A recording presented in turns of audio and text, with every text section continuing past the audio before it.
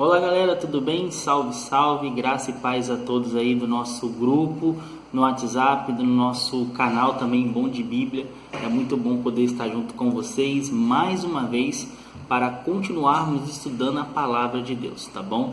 E nesse momento eu gostaria de mandar um alô, antes de a gente começar o vídeo, muito especial para algumas igrejas que estão fazendo parte aqui do nosso canal, que também já estive lá presente, conheço alguns membros, são igrejas queridas, tá bom? E eu vou estar sempre mandando um alô aqui muito especial. Uma dessas igrejas é a igreja do aeroporto, na qual no momento eu e minha família, nós somos membros lá da igreja do aeroporto de Cachoeira, Itapemirim, Espírito Santo. Um abraço para a galera e os membros lá da igreja, os líderes também, os anciões de lá, os diáconos e por aí vai. A galera que trabalha lá em prol de levar o evangelho àquele bairro, gente, que tem muito potencial. Também uma outra igreja, também a igreja do Village, e de uma forma muito especial para o Matheus, é um grande amigo meu, que vira e mexe a gente conversa no WhatsApp, ele tem dado alguns conselhos também para o nosso canal aqui, alguns conselhos que ele mandou mensagem no privado para mim essa semana conversando, me dando algumas dicas. Então quero mandar um alô também para a igreja lá do Village, uma igreja que eu trabalhei um tempo lá também durante 2 anos, no grupo Jovens em Ação, tivemos muitos evangelismos, foi o meu primeiro evangelismo público que eu fiz, né, lá naquele local, naquele grande bairro. O Matheus também estava presente, junto com outras galeras lá. Também quero mandar um alô para os jovens lá da igreja do Village, como a Jéssica, o Matheus, a turma lá que está envolvida no evangelismo. Que Deus seja com vocês, tá bom? E ao longo aqui dos nossos vídeos a gente vai mandando mais alô, ok? Também queria mandar um abraço muito especial para a galera de Brejo dos Patos, Suramai, Zete, Márcia, que frequenta a igreja adventista do sétimo dia lá em Brejo dos Patos. Tive lá alguns anos, eu e minha família, minha esposa e meus filhos, fomos muito bem recebidos. Se você quer ser recebido bem num local bem caloroso, vá lá que você vai ser bem recebido pelos irmãos. É uma igreja bem aconchegante. Falamos sobre profecias, foi na parte da manhã, na parte da tarde também. Foi um encontro muito gratificante. Cresci muito espiritualmente naquele dia e eu tenho certeza que eu ajudei a contribuir um pouquinho também naquele sábado junto com o pessoal lá. Então, mando um alô para a igreja de Brejo dos Patos, a igreja adventista de Brejo dos Patos, e que Deus abençoe ricamente vocês lá, tá bom? Bom, pessoal, sem mais delongas, o nosso vídeo tem um foco agora, né, de falar sobre o tempo do fim. Tivemos alguns vídeos que nós mencionamos o início do tempo do fim a partir do ano de 1798 e nós entendemos que muitos eventos marcaram essa data. Porém, um evento também importantíssimo que aparece entrelaçado nessa profecia é a profecia de Daniel 8,14. Ali lemos, deixa eu pegar minha Bíblia, se você ainda não tem o costume, pegue a sua aí também, porque nós vamos folhear bastante a Bíblia, que é importante. O servo de Deus está sempre estudando a Bíblia, folheando, porque o Espírito Santo, ele vai te lembrar daquilo que você estudou, não é mesmo? E o próprio Cristo disse isso: quando você estiver diante de um tribunal e você não souber o que falar, calma, porque o Espírito vai te dizer as palavras que você precisa saber, né? Então Jesus já havia alertado sobre isso e o Espírito Santo, ele vai esclarecer a mente daqueles que estudam. E lá em Daniel 8,14, se você já está com a sua Bíblia aí, nós lemos assim: e ele me disse. Quem disse? Calma. Até 2.300 tardes e manhãs e o santuário será purificado. Esse texto, gente, é um texto muito importante, porque fala de uma profecia tremenda. As 2.300 tardes e manhãs, embora não comece no mesmo período do tempo do fim, né? Porque o tempo do fim ele começa a partir do ano de 1798, com o término da profecia de um tempo, 2 tempos e metade de um tempo de Daniel 7,25, ela também está entrelaçada. O período dessa profecia, ela também aparece junto com a outra profecia. A primeira profecia trata-se de um período de tempo de 1260 anos, que começa no ano 538 depois de Cristo e vai até o ano de 1798 também depois de Cristo. Essa grande profecia, ela começa no ano 456 para o ano 457 antes de Cristo. e se estende até o início daquela profecia que eu citei agora há pouco, de um tempo, 2 tempos e metade de um tempo, passa o final dela, passa do ano de 1798 e vai até o ano de 1844. Então a gente diz que é a maior profecia bíblica, questão de datas e eventos também dentro da profecia. Por isso que a gente precisa ter cuidado na hora de estudar os detalhes e que tudo isso tem a ver comigo e com você. Essa profecia ela é muito marcante, porque lá em Daniel, o anjo, e aquele aqui eu já estou respondendo, né? Quem é que fala com Daniel é o anjo Gabriel. Ele fala assim: até 2.300 tardes e manhãs o santuário será purificado. Quando Daniel ele escuta essa profecia, a gente precisa fazer uma exegese um pouquinho dos textos. Por quê? Quando nós lemos todo o capítulo 8, a gente percebe que depois que Daniel ele ouve essa profecia do anjo, ele fica muito preocupado, porque Daniel não entende o que estava acontecendo por vários motivos, e eu quero detalhar um pouquinho aqui para você. O primeiro ponto que você tem que entender é o que significa essa purificação. Você entendendo, você vai ver por que Daniel ele fica agoniado por não ter entendido a visão. O que significa a purificação? Hoje, eu e você, que somos cristãos, nós pedimos perdão dos nossos pecados em nome de Cristo. Cristo então nos perdoa, e se realmente for de todo o coração, porque tem esse ponto também, Cristo ele vai então nos perdoar e purificar o nosso pecado, porque todo pecado que nós cometemos, ele precisa ser pago. Ou você vai pagar ele com o seu sangue, com a sua vida, ou Cristo ele vai pagar por ele no seu lugar. Essa é a graça imerecida. Só que todo pecado ele precisa ser pago. E o que acontece? Hoje pedimos perdão em nome de Cristo, como eu já acabei de citar. Agora, você já se perguntou, e na época em que Cristo não havia ainda vindo à Terra, que ele ainda não havia assumido uma forma humana, como que as pessoas pediam perdão? Eu não tenho tempo de explicar todo esse assunto, mas eu só vou dar aqui um pequeno resumo. As pessoas, elas iam, o povo de Deus, os israelitas que faziam parte ali da tribo de Deus, ali que Deus estabeleceu para abençoar toda a terra, eles iam até o santuário. E lá no santuário terrestre, que foi construído na época de Moisés, que era até chamado tabernáculo, era uma tenda móvel que foi desmontada durante 41 vezes, na peregrinação que eles tiveram pelo deserto, durante aquele castigo de 40 anos que Deus havia dado a eles, e depois eles vão para Siló, que é a primeira capital do povo de Israel, e ali ele fica estabelecido. Então, havia esse santuário que a pessoa levava um cordeiro, transferia de uma forma simbólica, o seu pecado para o cordeiro, colocava a mão sobre o cordeiro, ali transferia o seu pecado, depois aquele cordeiro era morto e o pecado era transferido para dentro do santuário. Durante todo o ano, esse processo ele era realizado. Havia o sacrifício matutino, que era feito às 9 horas da manhã, e havia também um sacrifício vespertino, feito às 3 horas da tarde. Resumindo, todo ano, aquele ritual ele era feito. Deus, então, depois de um ano, que era chamado o dia da expiação, o Yom Kippur, a Shekinah de Deus, ela vinha, descia no lugar santo dos santos e cancelava todos os pecados que foram registrados durante todo o ano. E o povo de Israel, eles ficavam ali num momento muito solene, porque ali estava mostrando se eles seriam absolvidos ou não no julgamento de Deus. É como se você estivesse diante de um tribunal para prestar contas a Deus de tudo que você fez. E ali iria decidir o seu caso. Ou você está salvo, ou você estaria perdido. Então era um momento muito importante, muito solene. E aí Daniel agora ele recebe essa visão falando que o santuário seria purificado. E o que deixava Daniel mais ainda intrigado com essa visão é que Daniel estava esperando que o cativeiro babilônico terminasse. Quando nós vamos para Jeremias, e Jeremias ele tem a revelação de Deus de quanto tempo duraria o cativeiro babilônico, que o povo de Jerusalém, o povo judeu foi cativo lá, seria de 70 anos. E nesse período que Daniel tem a visão no capítulo 8, a sua idade já era avançada, já passava mais de 85 anos.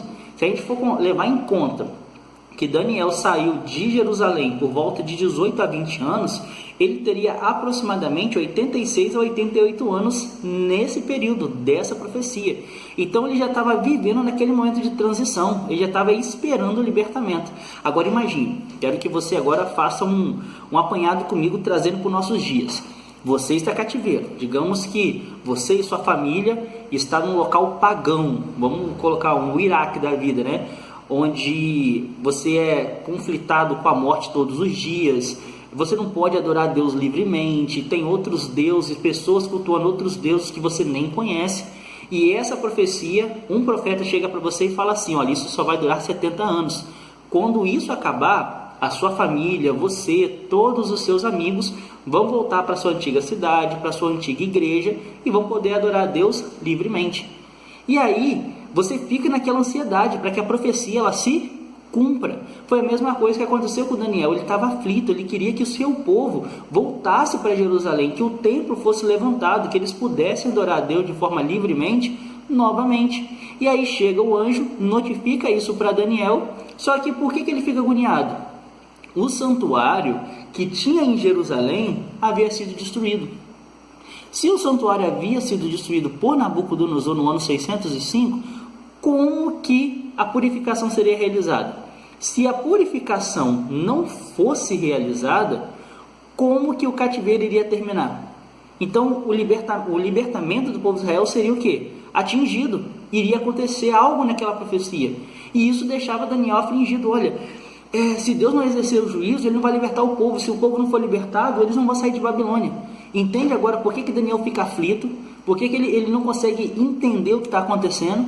Só que para você entender mais um pouquinho detalhes dessa profecia, porque o anjo depois vem dando a explicação, e a explicação ela se amplia no capítulo 9, porque Deus ele deu a ordem a Gabriel. Gabriel, vai lá, fala a Daniel as coisas que vão acontecer, porque ele é muito amado, ele vai ter esse privilégio, ele vai entender o que vai acontecer. Só que o anjo foi lá, deu essa expressão de tempo para ele, só que ele não entendeu.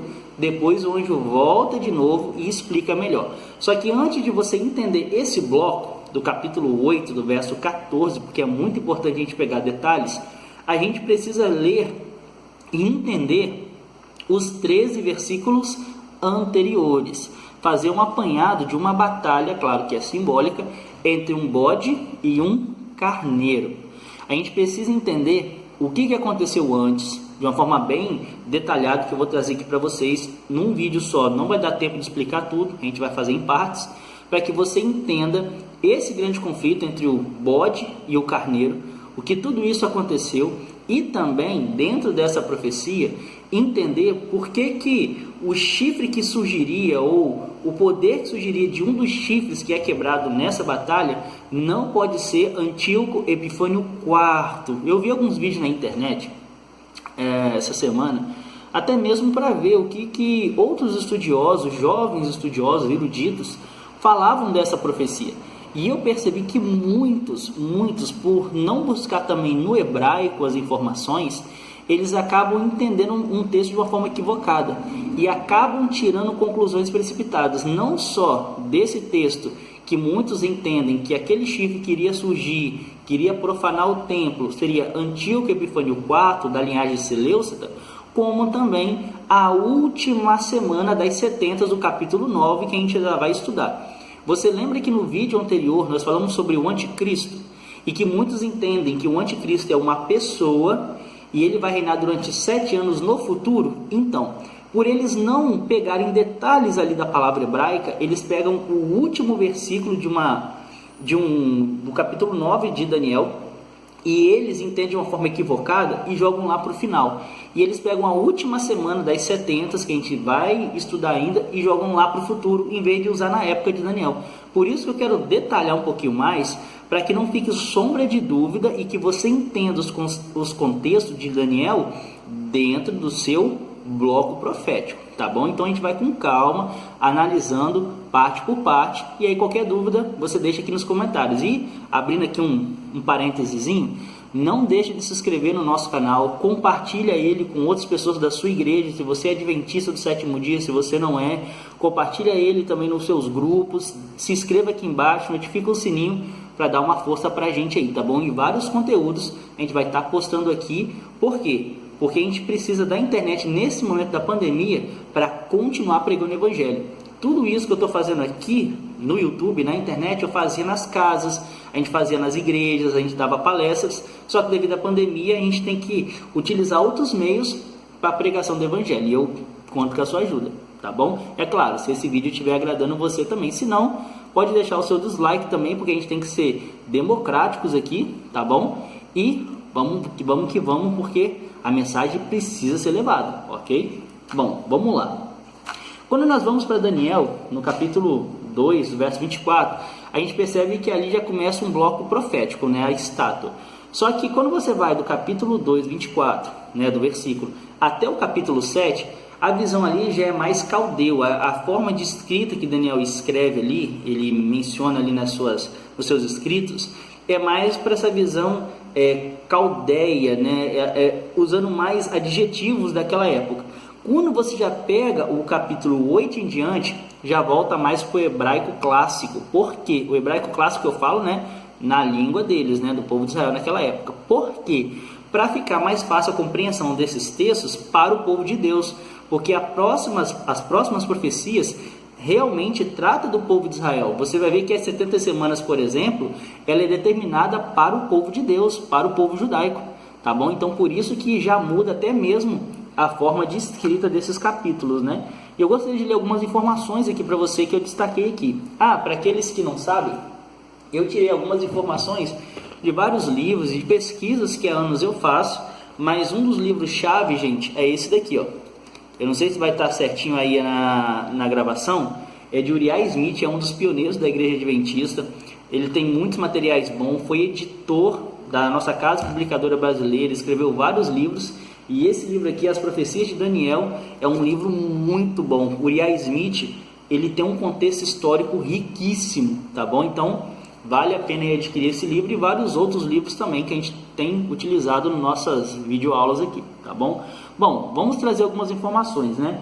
No terceiro ano do rei Belsazar, isso aqui, gente, que eu tô lendo, tá em Daniel capítulo 8, tá? Capítulo 8, vamos lá, pega a sua Bíblia aí. Daniel capítulo 8, verso 1. Eu vou ler aqui no meu computador, porque está mais claro, mas você pode acompanhar na sua Bíblia. No ano terceiro do reinado de Belsazar, apareceu uma visão a mim, Daniel, depois daquela que me apareceu no princípio. Então você vê que Daniel, ele deixa claro que teve uma visão antes. E que visão foi essa? Do capítulo 7, onde ele vê os 4 animais e o chifre pequeno. Logo em seguida, no terceiro ano de reinado de Belsazar, ele teve essa visão. Bom, vamos agora colocar algumas datas aí. Belsazar passou a reinar no ano 540 a.C. Isso significa que no ano da visão foi o ano 538 a.C. aproximadamente. Então nós estamos falando de 6 séculos antes da primeira vinda de Cristo, tá bom? Que essa visão ela aconteceu. Levando em conta que Daniel foi levado aos 20 anos aproximadamente de Jerusalém para a Babilônia, nesse momento da visão ele teria quase 88 anos, né? Se a gente for levar em consideração 20 anos que ele saiu de Jerusalém para a Babilônia, naquela primeira invasão de Nabucodonosor no ano 605 a.C., ele teria quase agora chegando aos 90 anos. Então você começa a entender por que ele fica aflito com a libertação do povo, com o final da profecia, porque ele não vê a hora mais do povo dele ser liberto. Depois daquela que me apareceu, esse ponto aqui que eu coloquei aqui, é só para fazer um link. Ele fala que ele teve essa visão depois da outra visão que ele teve do capítulo 7. Então você vê que ele teve a visão do capítulo 7, algum tempo depois ele tem a visão do capítulo 8, ok? Bom, continuando, no versículo 2 diz assim: E vi na visão, e sucedeu que quando eu vi, eu estava na cidadela de Suzã, na província de Elão. Vi, pois, na visão que eu estava junto ao rio Ulai. Gente, eu acho interessante desse detalhe, porque muitas pessoas não gostam de base histórica, né, e tudo mais. Mas você vê que o profeta ele é detalhista. Você vê que no verso 1 ele indica o tempo. Olha, no terceiro ano do reinado de Belsazar. No versículo 2 ele já mostra o lugar, porque Deus ele não trabalha com profecia generalizada. Olha, em um lugar assim, em algum momento, né, deixa as pessoas boiando. Não, Deus ele mostra o local, ele mostra a data. E quando você vai em Apocalipse, capítulo 8, por exemplo, até a questão de minutos, Deus ele tem cuidado de mostrar para você, tá bom? Suzã era a metrópole da província de Elão. Gente, a Suzã aqui no caso, para aqueles que não sabem, era uma cidade muito conceituada, inclusive era uma das cidades onde os tesouros de Babilônia eram depositados, tá bom? Era como se fosse um local forte, uma cidade muito bonita, Outros detalhes também, olha, como Daniel era ministro da corte, era dever de Daniel estar ali e viajar para as outras províncias. Então Daniel, ele era um dos ministros de Nabucodonosor, ele ajudava na organização dessas províncias. Tanto que no capítulo 8 de Daniel que a gente está lendo, a gente encontra uma possível resposta por que ele não se encontra em Daniel capítulo 3, quando Nabucodonosor ele dá a ordem para que todos se prostrem diante da imagem que ele levantou toda de ouro. Ali você só vê Sadraque, Mesaque e Abednego. Daniel não está ali, porque se ele tivesse, ele também não teria se prostrado. E qual foi a resposta mais óbvia? Ele estava em uma dessas províncias, tá bom? E Suzã era uma província muito rica, ali tinha os tesouros, né? Era um local muito importante. Alguns fatos históricos, olha que legal.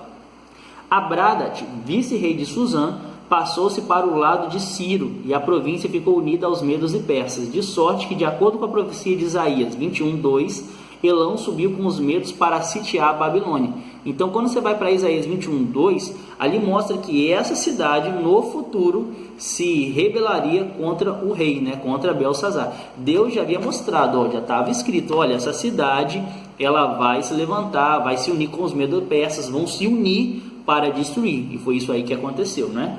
Sobre os medos e persas, Elão recuperou a liberdade que os babilônios haviam retirado.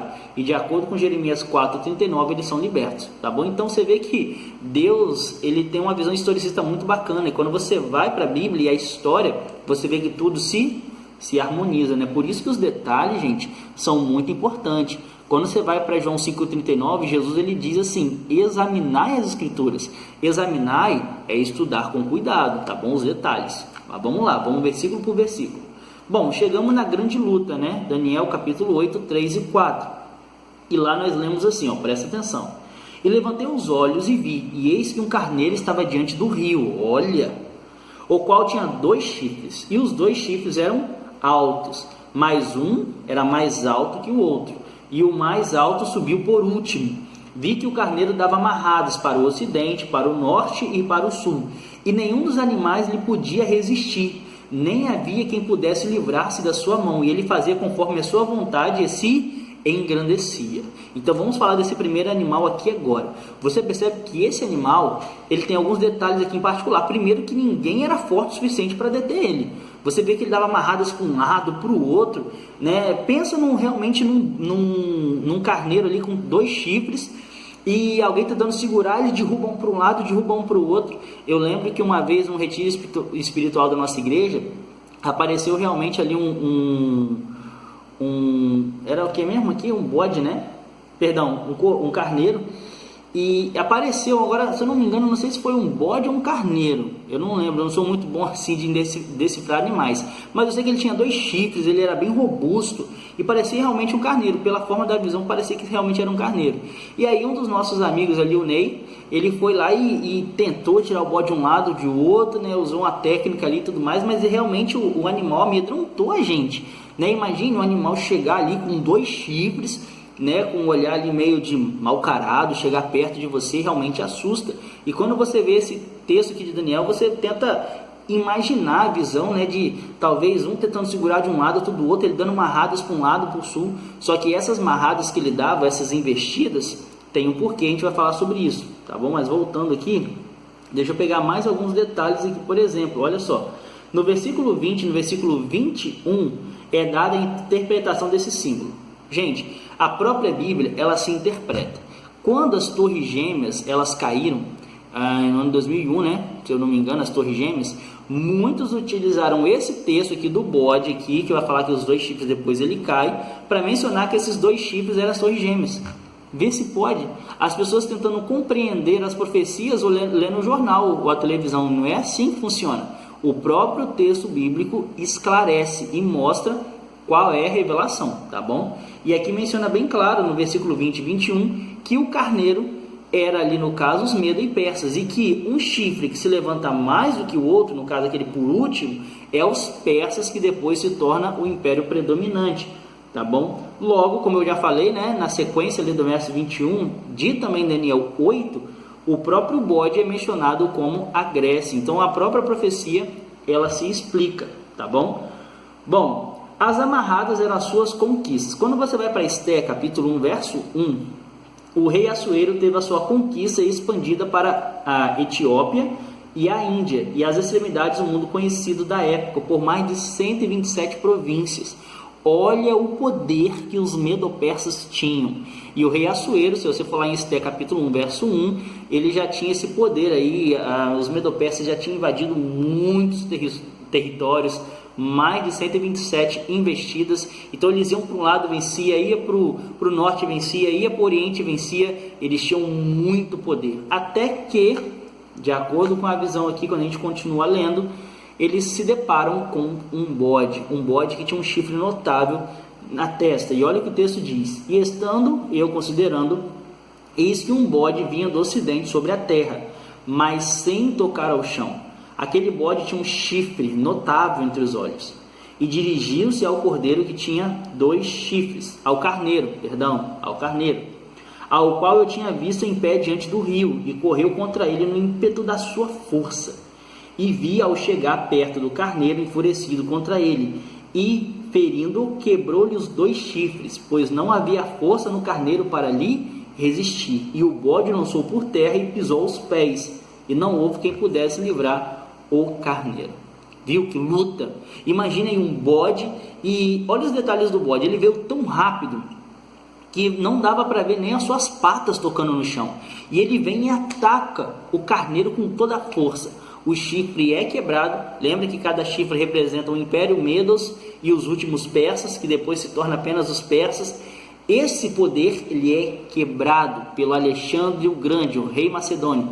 E quando isso acontece, os medo-persas eles caem. E isso, de acordo com os historicistas, foi no ano 331 a.C., quando o império agora dos medo-persas passa agora para a Grécia. E você lembra de Daniel 2 e Daniel também capítulo 7, né, que foi a visão anterior que Daniel teve dos animais? Leão, urso, o leopardo, animal terrível espantoso, ouro, prata, bronze e o ferro. Olha a sequência se cumprindo, e se cumprindo nos dias de Daniel. Daniel ele viu o Império Babilônico caindo com Belsazar e os medo-persas com Círio e Dario governando. Agora ele tem uma outra visão, só que nessa visão Daniel ainda não viveu nessa época, tá bom? Daniel nesse período já havia morrido, mas ele contempla na visão a transição do Império Medo-Persa que ele estava vivendo naquele momento para o próximo, que seria de Alexandre o Grande. E alguns pontos aqui que eu achei legal para a gente estar explicando, a gente já vai finalizar o vídeo. Diz assim, ó, o bode é explicado em Daniel 8:21, como eu já disse, não é? Thomas Newton observa que os macedônios, cerca de 200 anos antes de Daniel, eram chamados de Egedai, que significa o reino da cabra ou o reino do bode. O interessante é que Daniel ele tem a visão, né, da Grécia vindo como exemplo do bode. Aquele animal, o bode, representa a Grécia, o carneiro, os medo-persas. O bode, essa figura do bode, esse animal, antes de Daniel já existir, 200 anos antes, já representava aquele povo, né? O animal bode ali, no caso, já representava aquele império. Por quê? Tem uma história que um oráculo havia mencionado para os primeiros pioneiros daquela região, aonde eles tinham que ir. E ele falou assim, ó, leva os bodes junto, as cabras também. Quando eles chegaram numa certa região, deu uma grande tempestade e os bodes fugiram. E quando eles acharam os bodes ali escondidos no local lá, eles então entenderam que ali era como se fosse a mensagem do oráculo realmente chegando ao final. Olha, chegando no seu objetivo, aqui que tem que ser. É por isso que ele pediu para a gente levar as cabras e os bodes. Aqui vai ser nossa região.